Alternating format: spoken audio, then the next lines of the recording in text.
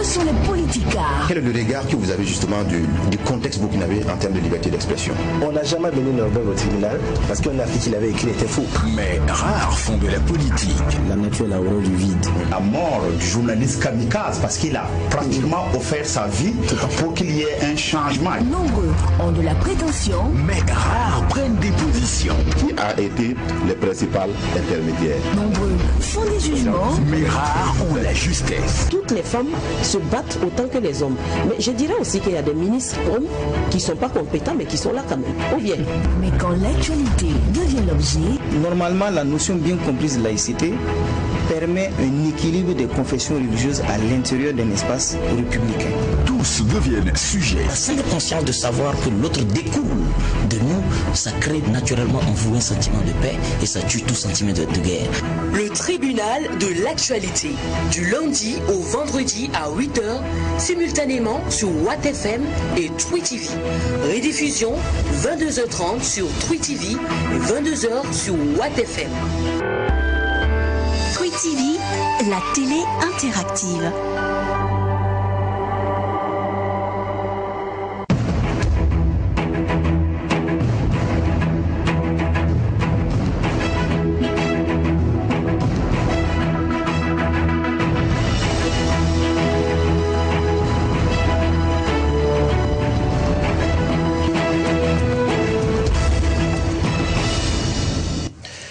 Mesdames, Messieurs, bonjour. L'homme politique Jean Monnet a dit ceci.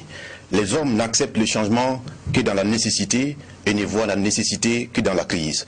Bonne méditation en cette journée du 27 mai 2019. Bonjour et bienvenue à cette première convocation de la semaine de votre émission, le tribunal de l'actualité. Un rendez-vous où sont jugés les faits de l'actualité entre approbation et condamnation, confirmation, vérité et dénégation. Nul n'a le droit de condamner quoi que ce soit sans un jugement conséquent. Merci de votre fidélité à ce programme pour cette première convocation de la journée. Je dis bonjour au juge au siège, Bernard Bougman, Geoffroy Vera, bonjour à tous les deux. Bonjour, juge président Sanfo, bonjour juge Vaha, bonjour madame, monsieur. Bonjour juge Bouma, bonjour président, bonjour auditeurs et téléspectateurs. Merci à tous les deux d'être sur ce plateau du tribunal de l'actualité. Vous êtes les juges au siège à cette émission.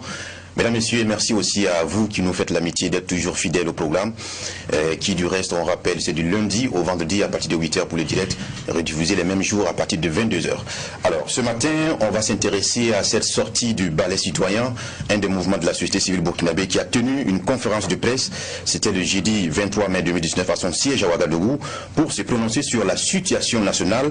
Il a donc abordé les questions relatives à la gouvernance, la crise sécuritaire, les questions environnementales et aussi la crise au sein de l'appareil judiciaire. Et pour le ballet citoyen, si le ballet citoyen doit attribuer une note au gouvernement par rapport à sa gestion de toutes ces questions, ce serait tout simplement un blâme, a-t-il laissé entendre.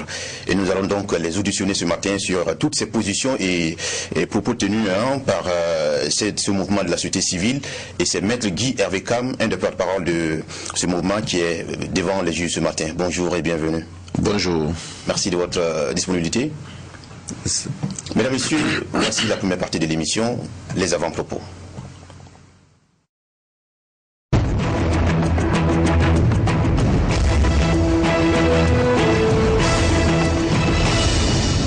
Nous sommes lundi, un début de semaine très fructifiant, on va dire comme ça, et c'est Bernard Bougman qui va nous livrer son avant-propos pour cette journée. Merci Président, effectivement nous sommes un lundi, c'est le 27 mai 2005, c'est le dernier lundi du mois de mai, parce que là, d'ici là, on va entrer en juin, donc une autre étape. Vous avez dit 2005 Ah bon? Ah oui. J'ai dit 27 mai. Ah bon? 2005, ok. Ah ça, c'est un grand saut en arrière. Donc j'ai dit c'est le dernier lundi du mois de mai de cette année. Donc je veux souhaiter un très bon lundi à tout le monde, une très bonne semaine et puis beaucoup de courage dans nos initiatives, dans nos projets et surtout bon, la paix des cœurs. Comme il a commencé à pleuvoir, la tension a commencé à baisser, tant mieux. Le second avant-propos, il y a eu un réaménagement des horaires au niveau de Ouagadougou concernant effectivement la circulation par rapport à cette histoire de poids lourds de je ne sais pas moi. Et donc un réaménagement inattendu, comme on appelle ça, qui était très attendu par les acteurs parce que c'était très difficile au regard du contexte et puis de la réalité de la voirie de Ouagadougou, mais aussi d'une seule route pratiquement de contournement qui existe, l'autre est en chantier. Et donc il y a un problème d'infrastructure qui se pose. Il n'y a pas d'aire de stationnement. Et, bon, certaines réserves sont également interdites. Donc, si vous allez, il faut être prêt à casquer par jour pour pouvoir rester là-bas. Donc c'était très compliqué. Il y a eu un réaménagement, on ne sait pas comment est-ce que ça va être accueilli par les acteurs, parce que c'est des acteurs qui avaient également pris part à la rédaction de l'ancien arrêté selon le maire, mais bon, ça ne les a pas empêchés effectivement de les taper sur cet arrêté-là. Donc ça a été réaménagé, on attendra de voir ce que ça va donner. Mais en réalité aussi à Ouagadougou, pour pouvoir réduire de façon considérable les accidents routiers, il va falloir aussi travailler sur le civisme routier. Je pense que tout l'enjeu est beaucoup plus à ce niveau. Il y a des accidents de moto, il y a des accidents de véhicules qui ne sont pas des poids lourds. Et donc ce n'est pas forcément l'affaire des poids lourds. C'est le civisme routier qui fait qu'un chauffeur qui conduit un gros engin va à vive allure. C'est ce même civisme qui habite effectivement un motocycliste aller à une allure également à vive allure et aussi à prendre des risques avec la circulation. Donc il y a un travail de fond à faire à ce niveau-là. Je pense que c'est aussi de mettre l'accent sur cela. On aura des horaires réaménagés. Nous sommes interdits l'accès à Ouagadougou des poids lourds. Si le civisme routier n'est pas cultivé, ce n'est pas évident que nous allons pouvoir réduire les cas d'accident meurtriers. Donc c'était ça aussi mon avant-propos. Il y avait un deuxième, mais je m'arrête là. Non, ce serait mieux que ce soit juste un avant-propos. Geoffroy Vara, je vous donne la parole. Merci Président. Moi, mon avant-propos concerne tout le fait, parce qu'on a tous appris ce qui s'y est passé. Ça rappelle aussi forcément une autre histoire il n'y a pas si longtemps. Des gens qui sont en pleine messe et qui viennent se faire attaquer. Il y a 4 morts. Et ce qui est déplorable, c'est qu'en avril déjà, il y avait une descente du type. Maintenant, c'est juste un bar qui avait été incendié. Et les messieurs sont repartis. Et quelques mois aussi auparavant, ils étaient déjà venus. Et là, c'est au CEG, notamment de la localité, qu'ils se sont rendus. Ils ont sorti les enseignants qu'il y avait et ils les ont fouettés devant les élèves et ils leur ont demandé de fermer l'établissement. Donc ça veut dire qu'il y avait déjà des prémices en la matière et on sentait que il allait avoir encore des problèmes. Donc quand vous regardez, ça veut dire que ça allait crescendo. Et là maintenant ce qui est arrivé dimanche, c'est regrettable, c'est à condamner d'ailleurs. Et puis je dis encore une fois qu'il faut qu'on soit vigilant et qu'on comprenne que le problème n'est pas entre nous. Non, et ce n'est pas le moment de dire qui est derrière. Est-ce que parmi nous il n'y a pas des gens qui, il n'y a pas, c'est pas ça le problème. Mais on risque de s'opposer et de façon gratuite. C'est jeter le verre dans le fruit, mais ne laissons pas les choses se faire. Il faut comprendre que il y a un ennemi qui est en face et qui essaie d'activer certaines fibres qui souvent lorsqu'elles sont exacerbées commencent à créer des problèmes en interne. Et je dis toujours, quand vous allez finir de vous entretuer, lui viendra achever tranquillement ceux qui ont survécu. Donc à nous de comprendre aussi et de lire entre les lignes. D'accord. Merci à vous également, juge de l'actualité, Geoffroy Vara, pour cette première partie. Et à présent, nous allons auditionner le porte-parole, l'un des porte-parole du ballet citoyen. Et parce que vous savez que c'est un principe aussi de cette émission. Nous recevons les acteurs publics pour aussi avoir leur lecture de la situation nationale. Parce que vous savez que ce soit les leaders religieux, les hommes politiques, les acteurs de la société civile, tous ont la possibilité d'influencer plus ou moins négativement ou à leur profit l'opinion. Donc nous nous réunissons tous les jours pour porter aussi la contradiction. Alors ce matin, c'est Maître Guy Hervé-Kam du ballet citoyen qui est notre prévenu ce matin. Alors on va parler justement de cette conférence de presse, cette sortie de son mouvement. C'était le jeudi dernier à son siège à Ouagadougou, justement pour donner sa lecture de la situation nationale. Alors pour commencer, une question qui va vous concerner personnellement, même si ça a été aussi évoqué à cette conférence, c'est l'affaire des 100 millions de Zida que vous aurez pris. Vous avez encore donné une explication, mais quand est-ce qu'on va en finir avec cette question? Parce que toutes les fois que vous posez la question, vous dites je défie quiconque qui a des preuves, etc., etc. Mais pour un homme qui connaît quand même le droit, pourquoi vous ne posez pas plainte? Pourquoi est-ce que vous ne réglez pas définitivement la question? Déjà, vous dites quand est-ce qu'on va finir avec la question. On finira avec la question quand des journalistes arrêteront de poser la question. Donc on en aura fini avec. Parce que moi, quand je circule dans la ville, personne ne me parle de cette affaire. Voilà, peut-être que vous n'avez pas de retour des voix des citoyens. Je dis personne ne me parle. Je dis pas que personne n'en parle. Personne ne me parle de cette affaire. Sinon au moins je le saurais. Et vous dites je suis juriste, je peux. Mais oui, je dis je suis juriste, je peux. Mais aujourd'hui j'ai pas malheureusement quelqu'un qui m'accuse. Le journaliste à la conférence de presse a posé la question. Il n'est pas poursuivable. Ceux qui m'accusent n'ont pas le courage de le faire ouvertement. Donc, vous savez bien que cette affaire, après, c'est revenu par un de vos confrères qui l'a dit dans une salle d'audience, dans des conditions où il bénéficie d'une immunité. Et à partir de ce moment, on ne peut pas. Donc, moi, je pense tout simplement que aujourd'hui, à mon avis, la presse responsable rendrait service vraiment à ce pays-là en ne revenant plus sur ces sujets-là parce que on sent véritablement que c'est de la calomnie tout simplement. Donc ça vous gêne pas du tout qu'il y ait cette suspicion, même si on n'en règle pas, c'est juste de la calomnie comme vous dites? Non, moi je vis pas ça comme une suspicion. Moi je sais que cette affaire n'a aucun fondement. Je sais aussi que c'est sur cette question, comme sur d'autres questions, que moi ou d'autres camarades du mouvement, nous sommes accusés, et injustement et faussement. Mais c'est la rançon quand on est dans le domaine public. Quand on ne veut pas subir ce genre d'accusation, on reste dans sa chambre. On ne sort pas, on ne sera pas accusé. Maintenant, on peut accuser gratuitement pour nuire, pour casser, pour ternir l'image. Mais ça, c'est normal. Et nous sommes suffisamment informés, formés pour savoir ça. Vous savez, ça n'a pas commencé avec moi. Moi, je suis, je vais dire, trop petit pour me comparer à certaines personnes. Mais vous savez, lorsque on tue Thomas Sankara, on l'accuse de détournement, on dit qu'on a trouvé 80 millions dans sa voiture. Personne n'a jamais donné de traces. Souvenez-vous, 100 millions, exactement le même montant. Alidou Ouedraogo, au temps fort de la crise Norbert Zongo, on a dit que Laurent Gbagbo lui a donné 100 millions. Donc les gens, mais il n'y avait aucun élément, mais c'est comme ça, les choses n'ont pas changé, elles ne changeront pas. Il appartient maintenant à ceux qui sont dans la vie publique d'avoir un comportement qui les mette au-dessus de tout soupçon fondé. Mais là, c'est même pas des soupçons, ça c'est juste des accusations comme ça, et comme le journaliste, un de vos confrères l'a dit à la barre, que c'était pour jeter un pavé dans la mare. On ne jette pas un pavé dans la mare comme ça, mais bon, après pour moi, franchement, la vie continue quoi. D'accord. Alors, autre question de généralité, c'est, vous êtes un avocat, aujourd'hui il y a vos camarades aussi qui sont en mouvement d'humeur pour dénoncer le dysfonctionnement de l'appareil judiciaire, et d'aucuns soupçonnent d'avoir un agenda caché, et du côté de la société civile, vous êtes aussi un acteur, vous êtes un insurgé, mais quand même vous restez solidaire à votre corps, vous êtes avocat. Quel est votre regard justement de...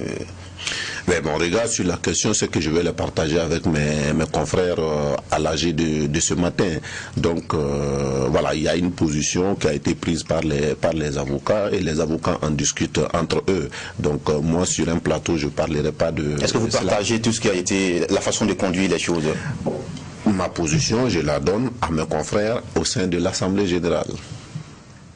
C'est aussi ça, en fait, appartenir à un corps. Donc c'est par solidarité, pas par conviction que vous partez à C'est vous qui le dites. D'accord. Je vous passe la parole. Moi j'aurais juste une question de généralité.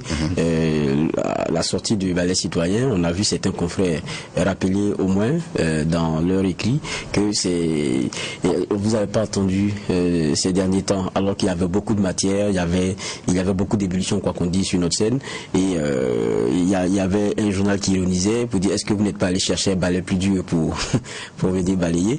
Pourquoi est-ce qu'il y avait ce silence-là? Non mais écoutez, chaque fois que nous sortons, on nous pose la question: pourquoi il y avait du silence? Ça veut dire que pour éviter qu'on nous pose cette question, il faut qu'on sorte tous les jours. Il faut qu'on sorte tous les jours. Parce que, non, attendez, parce qu'il faut qu'on sorte tous les jours. Le deuxième élément, il y a certains types de sorties, sans doute que les gens appellent sorties. Genre, faire une conférence de presse, faire un sitting, faire une marche. Mais lorsque le ballet citoyen est sur le terrain, organise des activités qu'il a toujours organisées, mais qui ne bénéficient peut-être pas de la même couverture qu'avant, en ce moment, on trouve qu'il ne sort pas. Moi, je peux vous assurer que si on prend, on fait un recul de 1 an, nous n'avons pas fait à l'échelle du Burkina moins de 100 sorties. Certains ont regroupé des milliers de personnes, pas à Ouagadougou forcément, parce que le Burkina ne se limite pas à Ouagadougou. Mais personne n'en parle. Et on considère qu'on ne sort pas. Parce que pour que le balai citoyen sorte, il faut qu'il ait organisé une conférence, il faut qu'il ait organisé un sitting, il faut qu'il ait organisé une marche où il tire à boulet rouge sur le gouvernement. Mais non. Nous avons dit, nous sommes une force de pression et des propositions. Nous avons notre agenda. L'agenda fondamental pour nous, c'est le changement de la gouvernance. L'agenda fondamental pour nous, c'est l'engagement des citoyens. Nous disons, les gouvernants peuvent faire tout ce qu'ils veulent, de bon ou de mauvais. Ils seront tranquilles tant qu'il n'y aurait pas une citoyenneté consciente de 20 millions de Burkinabés qui considèrent que la gestion de la chose publique, c'est aussi leur affaire. Et nous, ce travail-là, ce n'est pas à l'endroit du gouvernement, c'est à l'endroit des populations. Donc nous allons vers les populations pour les sensibiliser, les inciter à s'intéresser à la chose publique. Pour nous, c'est ça le plus fondamental.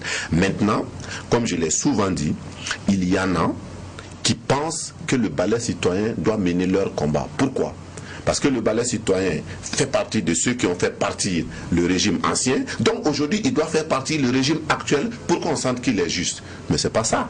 Donc nous, je peux vous assurer que nous sommes sur le terrain et que nous organisons. Il ne se passe pas une semaine sans que le balai citoyen, quelque part au Burkina, n'organise des contacts avec les populations. Nous interrogeons des maires. Nous amenons des maires sur des plateaux et leurs administrés sont là avec eux pour leur poser des questions sur la gestion. Mais personne n'en parle parce que c'est une mairie d'une commune rurale, parce que c'est une mairie d'un arrondissement. Vous l'avez fait où par exemple? On l'a fait on a fait ici à Tampuy, on a fait au moins dans 3 arrondissements. À Ouagadougou, on l'a fait à Koudougou, on l'a fait à Bobo, on l'a fait à Waïgouya, on l'a fait dans beaucoup d'endroits dans ce pays-là. Et avec des maires, et ces maires-là viennent souvent avec plaisir, souvent sous la contrainte, parce qu'ils sentent que ça correspond à une demande de la population. Et ils jouent le jeu, ils viennent, et la population est là, elle leur pose des questions, ils répondent sur leur engagement, sur les problèmes de la localité. Et ça, nous le faisons. Nous le faisons. D'accord. Moi, je dissocie les actions que vous menez au quotidien parce que vous êtes sur plusieurs fronts, quoi qu'on dise, et parce que derrière c'est la veille citoyenne, c'est regarder un peu comment la cité elle est gérée, et puis le caractère apport de chaque population en termes d'intérêt et en termes de regard. Ça, vous le faites. Maintenant, sur certaines questions, c'est de ça que je parle, sur certaines questions d'actualité qui concernent peut-être le plus grand nombre, on a souvent entendu le balai citoyen dans son temps sortir, dire voilà un peu sa vision, voilà ceci, voilà cela. Mais sur un certain temps, alors qu'il y avait beaucoup de matière qui sur la place publique, on ne vous entendait. Si vous êtes précis, moi je vous réponds. Parce que moi, quand vous dites ça, je ne suis même pas d'accord avec le principe. Je pense qu'il n'y a pas eu de sujet d'actualité forte et le balai ne s'est pas prononcé. Si vous en avez un, vous me le dites et je vous dirai. Je prends un exemple simple. Oui. Aujourd'hui, vous revenez sur la question, par exemple, de ce qui a été proposé par le gouvernement, à savoir la mise à plat des salaires. Vous dites que vous tirez la leçon que c'est un échec. En son temps, l'a fait cristalliser les passions. On a entendu plusieurs mouvements s'exprimer là-dessus. Vous, on ne vous a pas entendu. Aujourd'hui, c'est peut-être qu'on est plusieurs mois après, on se rend compte que effectivement de la solution globale, on est revenu encore au cas par cas. Mais quand la question était prégnante, on ne vous avait pas entendu. Ça, c'est par exemple un exemple que je vous réponds très simplement. C'est un problème. Cette question de fronde sociale sur la question des salaires, c'est un problème grave sur lequel le balai citoyen a eu à se prononcer dans une conférence de presse. Et après cela, les débats se mènent et le gouvernement dit on va vers la mise à plat. Le balai citoyen n'a pas à se prononcer si c'est une solution au problème. Pour autant que ce soit une solution au problème. Mais aujourd'hui, pourquoi nous nous prononçons? Parce que nous constatons tout simplement que ce que le gouvernement nous a proposé comme solution, la remise à plat, lui-même revient sur ça en réintroduisant le cas par cas. Et que finalement, ça fait 3 ans que dans ce pays, on ne parle d'autre chose que sur le salaire d'une minorité de Burkinabés, une très grande minorité de Burkinabés, les fonctionnaires. En ce moment, notre mouvement, nous sortons. Parce que, à supposer que la question de la remise à plat ait fonctionné et qu'une solution ait été trouvée, tant mieux, on n'a pas à se prononcer. C'est le train qui arrive à l'heure. Maintenant, le train a pris du retard et en ce moment, nous devons nous prononcer. C'est simplement ça. Parce que, en fait, il faut laisser celui qui gouverne aujourd'hui ce pays, c'est pas le balai, c'est un régime élu. Il prend ses décisions. Tant que ça répond aux préoccupations du peuple burkinabé, nous on n'a aucun souci. Mais lorsque nous sentons que la machine est grippée, eh bien, nous tirons sur la sonnette d'alarme. D'accord, vous êtes déjà dans un des chapitres de discussion. C'est ce que j'allais de prendre la parole s'il a une généralité. D'accord, on vous permettra au moins de prendre la parole pour introduire ce sujet sur la fronde sociale. Le Balai estime que c'est un échec. Il blâme le gouvernement sur la gestion de cette crise-là. Votre question, certainement sur ce chapitre-là. Ma question est simple. Comment est-ce que le Balai citoyen est arrivé à cette conclusion? C'est sur la base de quoi? C'est très simple. Depuis la prise de fonction du gouvernement en 2016, s'il y a une question qui a occupé le Burkinabé, c'est la question des salaires des fonctionnaires. Depuis 2016, ça a commencé en janvier avec la situation des magistrats, ensuite les médecins, ensuite les financiers, ensuite les enseignants. Ensuite, on revient encore sur les médecins. Après, on part sur les financiers. Ensuite, on revient encore les enseignants. On en finira quand? Ça veut dire qu'il y a un problème. Ça veut dire qu'il y a une sorte d'incapacité à gérer le problème. Et en fin 2018, le président il dit c'est parce qu'on a voulu régler les problèmes au cas par cas qu'on n'en finit pas. C'est terminé. On va faire un système de remise à plat. Le système, il y a eu des contestations et ainsi de suite, mais ils y sont allés. Et aujourd'hui encore, on revient sur ça. On a vu ce qui s'est passé avec les financiers, avec ces décrets qui sortent, qui contredit la communication officielle. Les greffiers rentrent en ligne, les GSP, tous les corps de la fonction publique sont en ébullition sur la question des salaires pendant 3 ans, plus de 3 ans. On va finir quand avec ce problème qui ne concerne que moins de 1% de la population, pour s'adresser aux problèmes qui concernent les 20 millions de Burkinabés. Justement, tu m'as cité là ma question parce que j'ai l'impression que le fait que tous les corps sociaux sont en mouvement, c'est suffisant pour donner un blâme. C'est pourquoi je vous pose la question de savoir c'est sur quoi le Balai citoyen se base pour dire que c'est un blâme. Est-ce que c'est parce qu'à la fronde sociale, est-ce que les autres préoccupations des Burkinabés qui ne sont pas des fonctionnaires ne sont pas prises en compte? Ah non, peut-être que vous n'avez pas suivi la déclaration. En réalité, vous êtes là pour vous expliquer. Non, j'ai dit donc que notre déclaration, c'est sur c'est sur le front social que nous avons donné un blâme. Mais vous avez aussi dit que le Balai estime que ces mouvements de grève relèvent tout simplement d'un problème de gouvernance globale. Absolument. Si vous êtes chez vous à la maison et que vos enfants ne vont pas à l'école, qui doit-on blâmer? C'est vous le père de famille. C'est très simple. Le gouvernement a pour rôle de faire fonctionner la fonction publique. Les fonctionnaires sont les agents de l'État. Et si, pendant 3 ans, la fonction publique fonctionne à moins de 30%, c'est la responsabilité directe du gouvernement. Ceci étant, ça ne veut pas dire que les fonctionnaires, les grévistes sont blancs comme neige. Moi, je dis aujourd'hui, franchement, en tant que Burkinabé, quand je vois que dans les services de santé, on fait une grève sans service minimum, quand je vois que dans les services de santé, on dit qu'on ne fait pas la garde, j'ai peur. Vous, moi, tous les Burkinabés peuvent en être victimes. Est-ce que la revendication des droits donne ce droit-là aux fonctionnaires? On a vu ce qui s'est passé avec les financiers. La grève est un droit, mais on est avant tout des Burkinabés et on ne doit pas penser tout simplement au gouvernement. Le gouvernement, c'est une trentaine de personnes.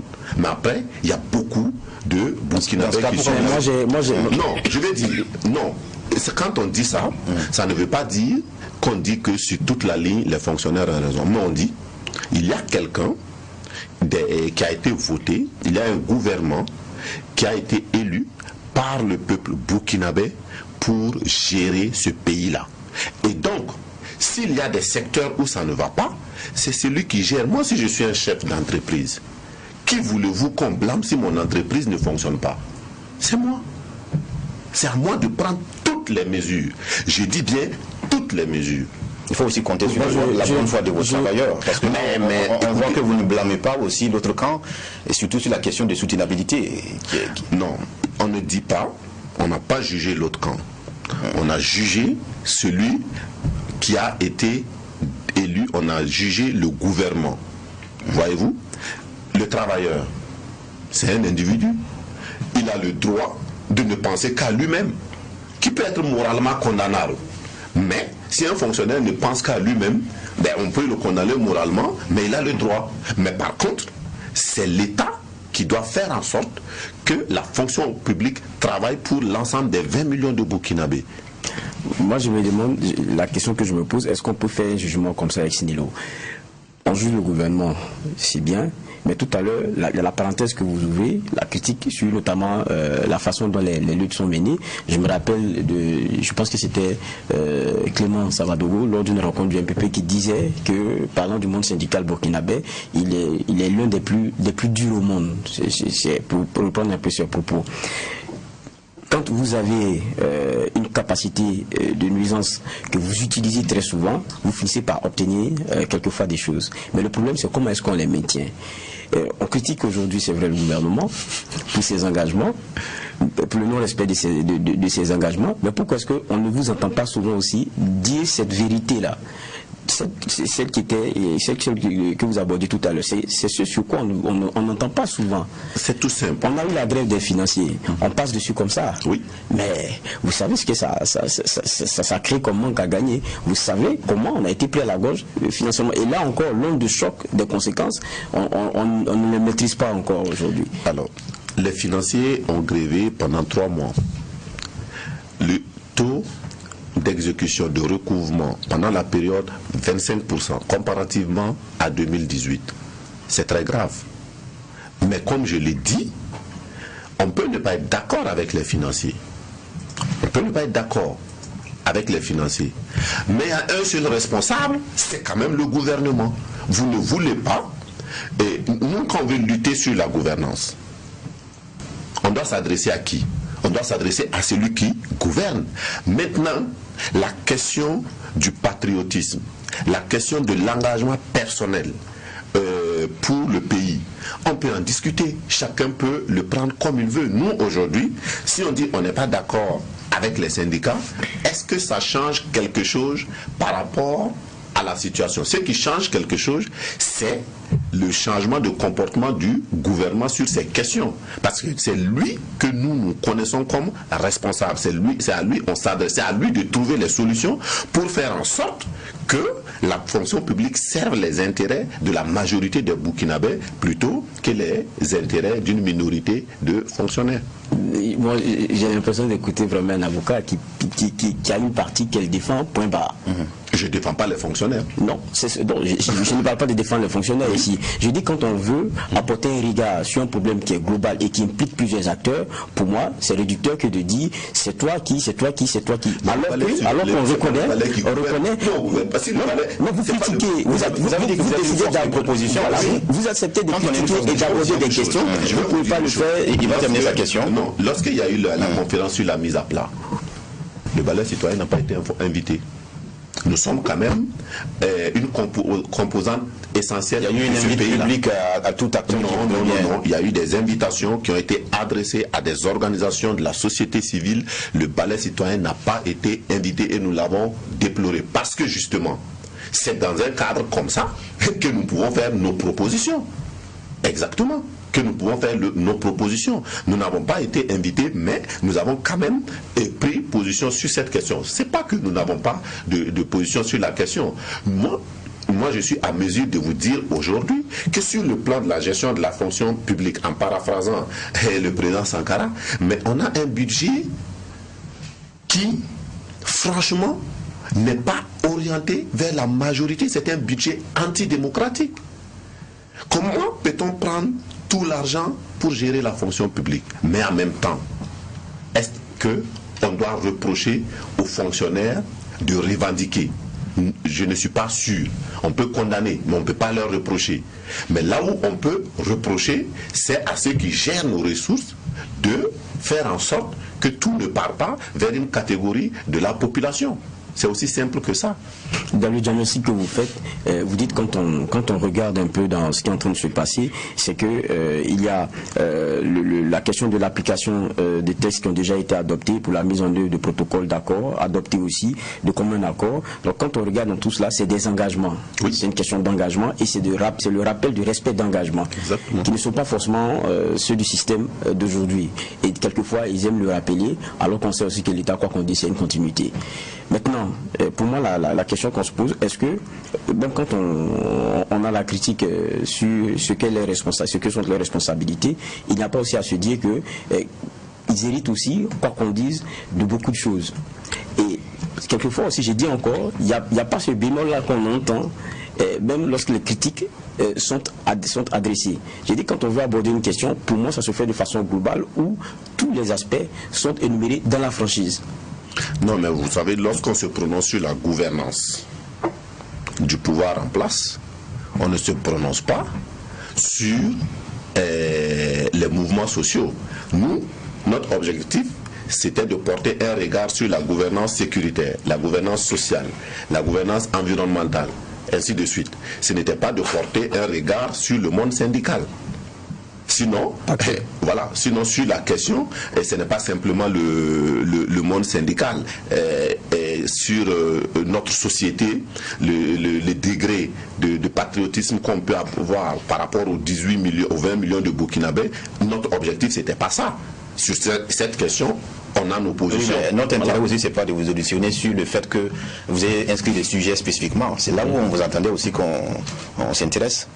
Oui, c'est votre droit de nous attendre sur ce point, mais nous disons, c'était pas ça notre objectif.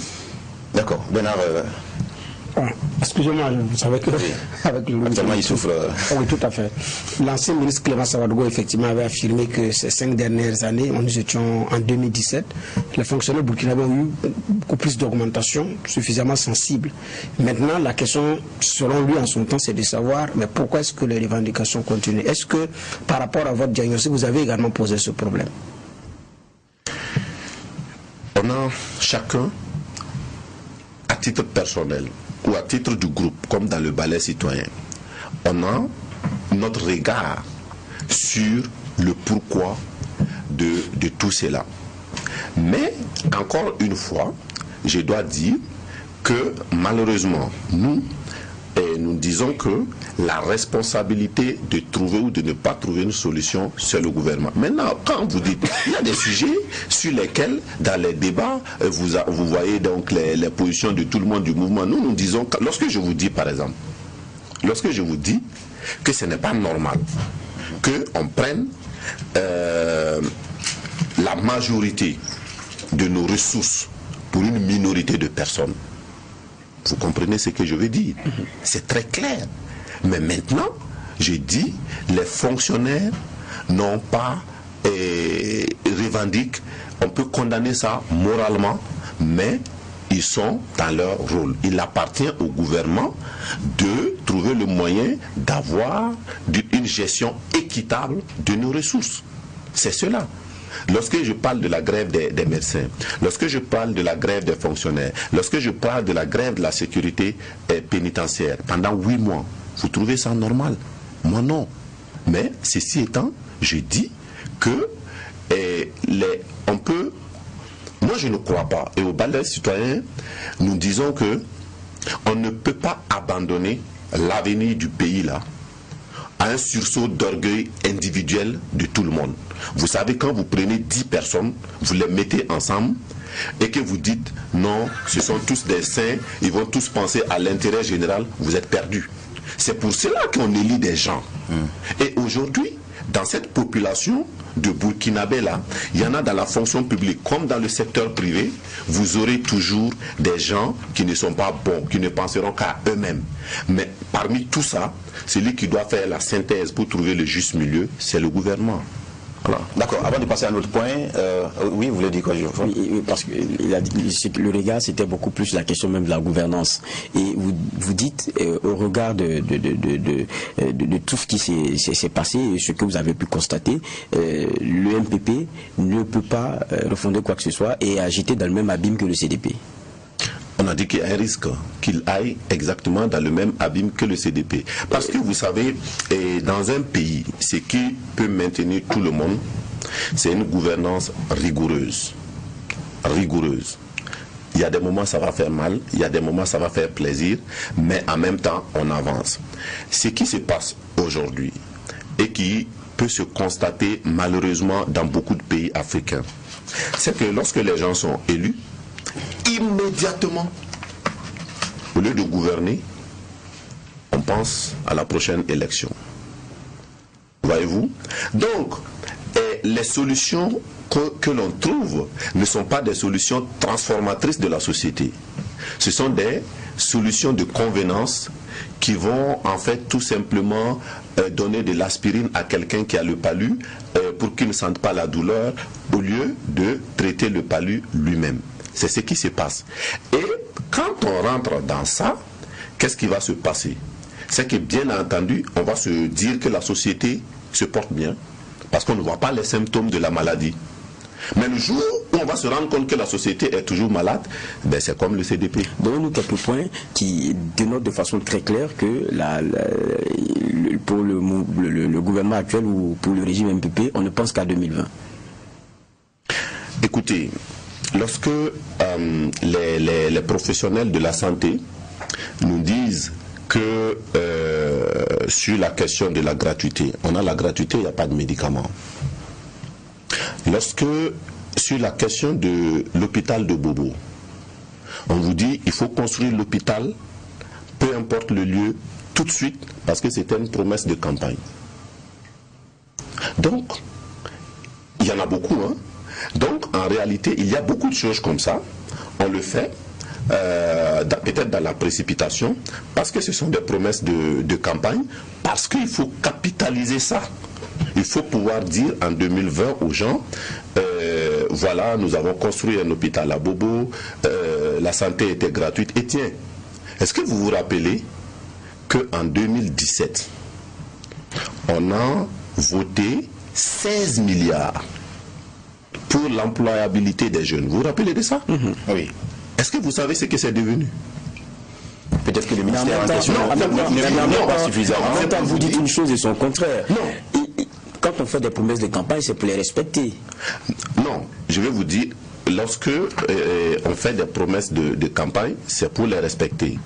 Mais je parlais toujours de ce traitement qui traite les symptômes et non le mal. Lorsqu'on prend 16 milliards et qu'on le partage à des gens, et qu'aujourd'hui, aucun d'eux, enfin je suis méchant, aucun d'eux n'a créé une entreprise viable. Est-ce que vous en êtes sûr? Vous pouvez, je veux qu'on me... Il reconnaît qu'il est méchant puisque ça ne tient pas. Non, je vais dire, non, pas que ça ne tient pas, c'est pas aucun d'eux. Les gens peuvent venir témoigner sur ce plateau, combien ces financements leur ont servi. Non, vous savez, moi j'étais à Koudougou et j'ai vu là qu'il y avait une mission voilà, qui était là-bas pour chercher à voir comment on peut recouvrer ces 16 milliards là. Donc il y a un problème, ça je le sais. Le fond du problème c'est cela.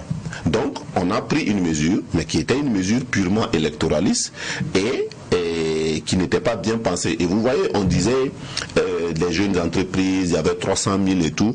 Moi, je suis sur le terrain, je suis avocat, je suis dans les affaires. Et je peux vous assurer que lorsque j'ai vu ce projet, j'ai dit que ça ne pouvait pas marcher.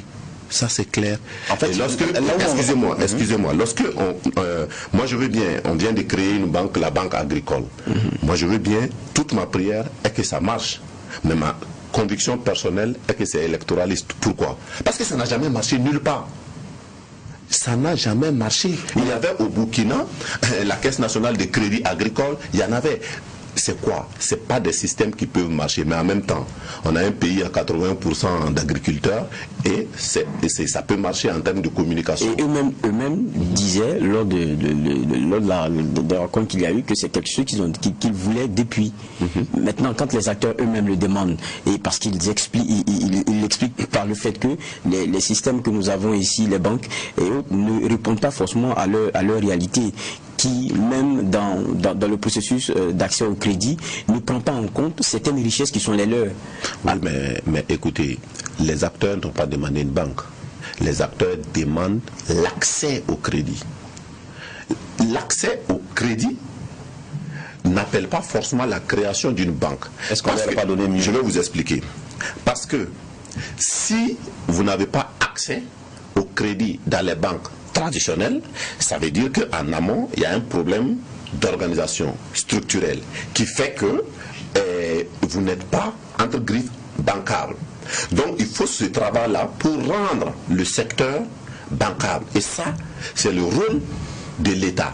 Maintenant, si l'État dit, comme les banques classiques ne veulent pas donner de l'argent, moi j'ai créé une banque pour donner de l'argent. Ça veut dire quoi? Ça veut dire que cette banque-là va donner de l'argent sans tenir compte des conditions de bancabilité, et du coup ce qui va se passer, c'est que les premiers vont avoir de l'argent, vont investir et ne pourront pas payer, et finalement la banque va tomber. Alors je vois, on va suivre la chronologie de l'échange, mais rappelez quand même que de façon générale vous estimez que le train du MPP, le train du pouvoir actuel n'est même pas à la gare, n'en parlons pas de démarrer, alors que vous reconnaissez il n'y a pas très longtemps qu'aucun pouvoir, aucun gouvernement ne peut changer fondamentalement la vie des Burkinabés en 5 ans. Est-ce qu'aujourd'hui c'est pas peindre en noir tout ce que vous décrivez aujourd'hui? Non, pas du tout. En fait, vous voyez, il ne faut pas voir tout en noir.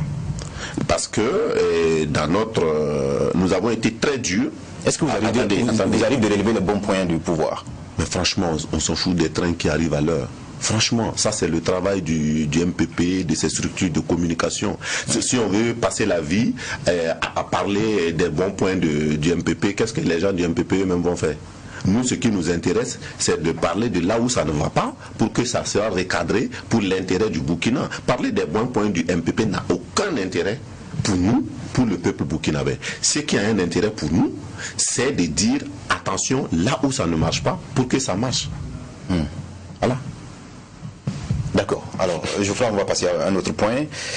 C'est la question, une question environnementale. C'est la question justement du déclassement partiel de la forêt de Kwa pour y construire un hôpital. Aujourd'hui, vous dites que vous vous opposerez aussi énergiquement aux côtés de toutes les forces qui luttent justement pour cette question-là. Mais là où on ne vous entend pas, on dit que c'est une question qui mérite une opération de terrain. On doit vous voir sur le terrain pour protester, mais vous vous contentez seulement des déclarations. Alors, il ne faut pas dire qu'on se contente simplement de déclarations. Moi, je sais que dans la semaine passée, il y a eu d'intenses activités avec beaucoup d'organisations qui sont intéressées sur cette question. D'intenses activités. Donc, il y a beaucoup d'activités de compréhension et sur cette question, on sait par principe, et c'est vraiment quelque chose de symbolique, qui relève 2 problèmes. Le premier problème, est-ce que c'est normal que c'est maintenant que le débat se mène dans les principes de la démocratie? La réponse est non. Ça veut dire que ces débats qui se mènent aujourd'hui devraient se mener avant. Donc c'est ça la démocratie. Vous voulez aller construire un hôpital dans un lieu, vous discutez avec les populations. Ça veut dire que ce débat n'a pas eu lieu. Le deuxième élément qui est très important, c'est que quand même on parle de forêt, on parle d'environnement, et que cette question dans notre ère est la question la plus fondamentale. Vous avez vu la percée des écologistes en Europe et hier. C'est une question de notre temps. Il se trouve que dans notre pays, nous sommes, grâce à Sankara, un des précurseurs sur la question de l'environnement. Et qu'aujourd'hui, on a au ministère de l'Environnement un sankariste. Il est totalement incompréhensible que on se lance dans un projet comme ça qui porte atteinte à l'environnement sans avoir mesuré au préalable tout l'enjeu. Donc, ceux qui disent qu'on ne nous voit pas sur le terrain, je ne sais pas si on veut qu'on aille faire un sitting sur la forêt. Nous pensons que ce n'est pas ça qui forcément va produire les résultats. Est-ce que ce n'est pas une idée? C'est possible, mais nous, comme je l'ai dit, nous ne le faisons pas seuls, nous le faisons avec des autres, c'est possible.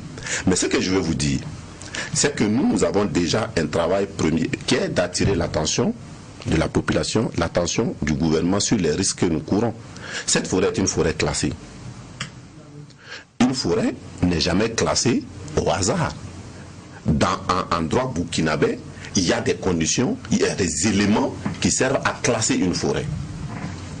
Mais vous avez entendu le ministre Alpha Barry qui dit qu'il n'a pas vu de forêt sur la partie indiquée. Je l'ai entendu. Et j'avoue que je me suis dit, mais où est-ce qu'on est? Je vais vous dire pourquoi. Et pour la simple raison que certainement, comme lui, beaucoup de gens pensent qu'une forêt, c'est un endroit qui est rempli d'arbres. On ne peut pas marcher parce qu'il y a des arbres. Mais non, c'est pas ça. Je vais vous dire ce que c'est qu'une forêt. Et là, vous allez me permettre de lire la loi. D'accord. Que dit la loi? Sont des forêts, les terrains couverts de formations végétales à base d'arbres ou d'arbustes et d'herbes, à l'exclusion de celles résultant de l'activité agricole. C'est ce que la loi dit. Et il y a une autre disposition de la loi agraire et foncière qui dit que les terrains déboisés ou les terrains nus destinés à être reboisés à des fins forestières ou à des fins de protection sont des forêts. Ça, c'est pas moi qui l'ai dit. C'est pas le balai citoyen qui le dit. C'est la loi burkinabé qui le dit.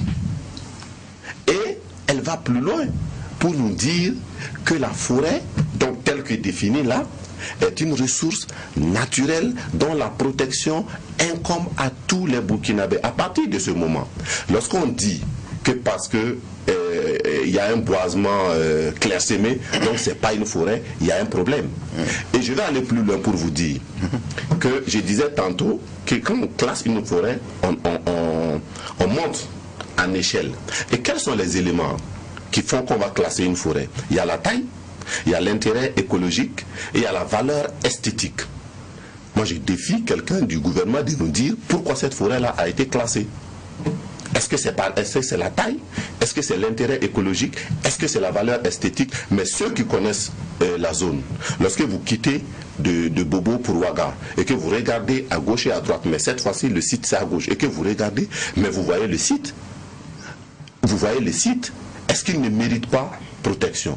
Je pense qu'il y a sur cette question un débat malsain qui tente de dire que ceux qui ne veulent pas que le projet soit sur le site sont contre l'hôpital. Ce n'est pas vrai. Le maire de Bobo, moi je l'ai entendu, pas par personne interposée, je l'ai entendu, il a dit que ce n'est pas un problème de site. Parce qu'il y a au moins 4 sites qui ont été proposés. Il l'a dit.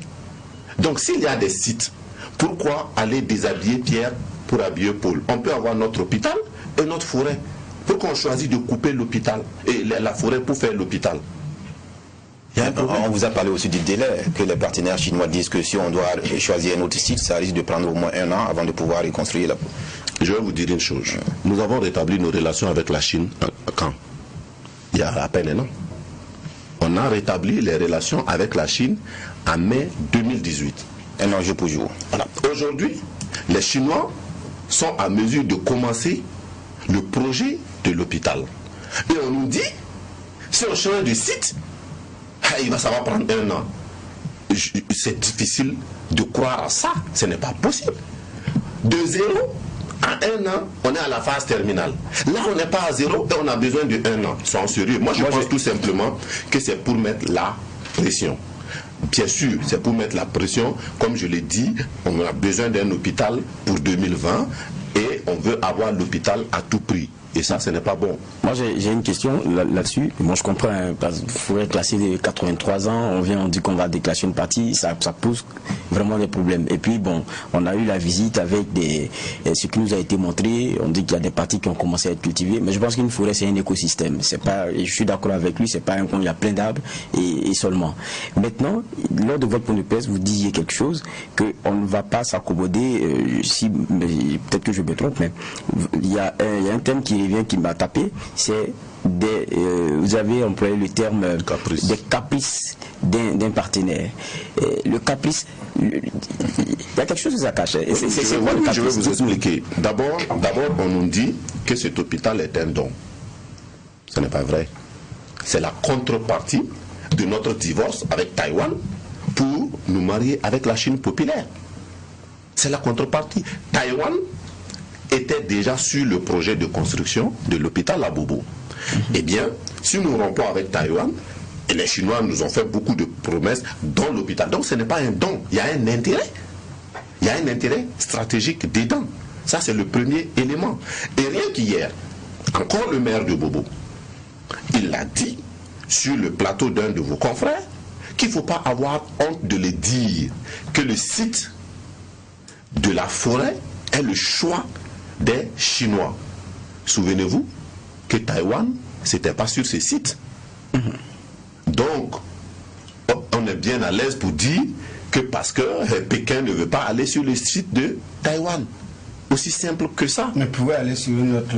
Même si. Mais c'est ça les caprices. Même si Taïwan ne voulait pas aller. C'est ça les caprices. La Chine populaire ne voulait pas aller sur le site de la Chine Taïwan.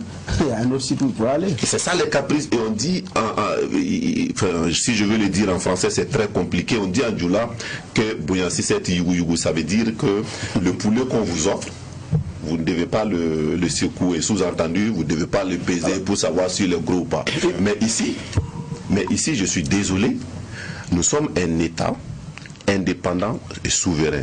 Nous ne devons pas quitter une domination coloniale pour aller dans une autre domination coloniale. La Chine veut réaliser un hôpital pour le Burkina Faso.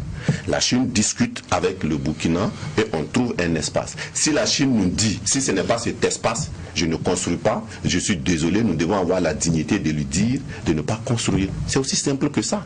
Effectivement. De toute façon, nous, le peuple burkinabé, nous voulons un hôpital. Et cet hôpital-là, c'est la responsabilité première du gouvernement. Alors, en commentaire, je m'excuse, je reviens. Allez-y. En commentaire, effectivement, quand il y a des relations comme ça, bon, il y a le respect aussi de l'un envers l'autre. Et puis, bon, si vous voulez donner, bon, moi je veux que vous vous implantez ici. Et puis, si vous dites que vous ne voulez pas ce site, si ce n'est pas là, vous ne donnez pas.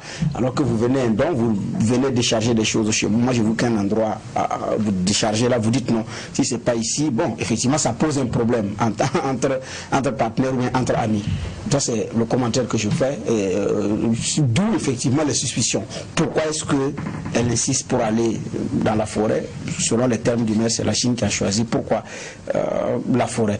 Mais la question que je voudrais poser, vous avez parlé effectivement que dans la protection de la forêt, il y a un aspect esthétique. Est-ce que ça ne serait pas beau d'avoir un hôpital dans une forêt? Est-ce que ça ne va pas participer de l'aspect esthétique? C'est une question que je vous pose. Non, je n'ai pas dit qu'il y a un aspect esthétique. J'ai dit que les raisons, les éléments qui peuvent conduire à classer une forêt, effectivement, peuvent prendre en compte la valeur esthétique. Justement, c'est de cette valeur esthétique que je parle. Je dis, est-ce que ça ne pourrait pas créer, c'est-à-dire un hôpital dans une forêt, est-ce que ça ne crée pas également... Mais ça sera encore plus beau. Si on prend, je vous explique, ça sera encore plus beau si on prend un hôpital, on le met sur un site aride, et grâce à la technologie chinoise, on reboise ce site-là. On aura fait œuvre utile, plutôt que de dire que comme on veut un hôpital dans un environnement boisé, eh bien, on part et couper des hectares et on met l'hôpital là-bas. Non. On peut faire, vous savez, très souvent, il y a des endroits, quand vous partez regarder, et malheureusement, très souvent, c'est des privés. Ça veut dire que l'État aussi peut le faire. Moi j'ai fait l'école dans une cour où mais on n'a jamais pensé qu'un bout d'herbe peut pousser dedans. Je retourne sur la place 20 ans après, je n'ai pas trouvé que c'est rempli d'arbres. C'est possible.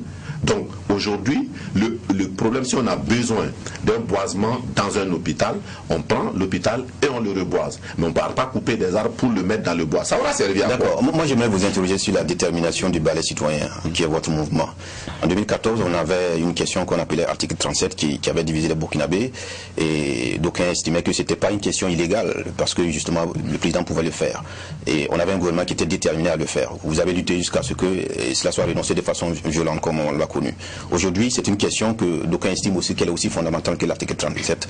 Est-ce que vous êtes prêt à vous battre pour cette question spécifique de la forêt de quoi? Ça, nous l'avons dit clairement, que nous allons nous opposer, même si nous ne disons pas que la question est aussi triviale que celle de l'article 37, mais nous disons que sur cette question-là, il est de notre devoir, il est de votre devoir, il est même du devoir du gouvernement de protéger cet espace-là, pas pour nous, mais pour les générations à venir.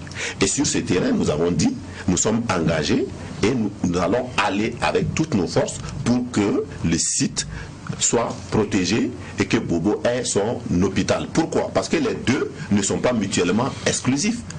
Si aujourd'hui, d'accord, excusez-moi une minute, si aujourd'hui on nous dit qu'il n'y a pas d'autre site pour des raisons justifiées que l'hôpital se trouve là-bas, nous on va se taire. D'accord. Malheureusement, nous sommes obligés d'y rendre l'antenne. On vous dit samedi, merci d'être passé sur notre plateau. On aurait voulu parler des questions sécuritaires, notamment la main tendue de Blaise Compaoré que vous jugez. Et on va certainement y revenir si vous souhaitez, avec peut-être l'un de l'autre porte-parole Smokey, voilà, qui pourrait être sur ce plateau pour nous expliquer aussi ses positions. Mesdames, Messieurs, on est désolé de rendre l'antenne et de nous arrêter là. On vous retrouve donc demain pour un autre sujet d'actualité. Que la paix nous fasse la guerre, que la guerre nous fasse la paix. Au revoir.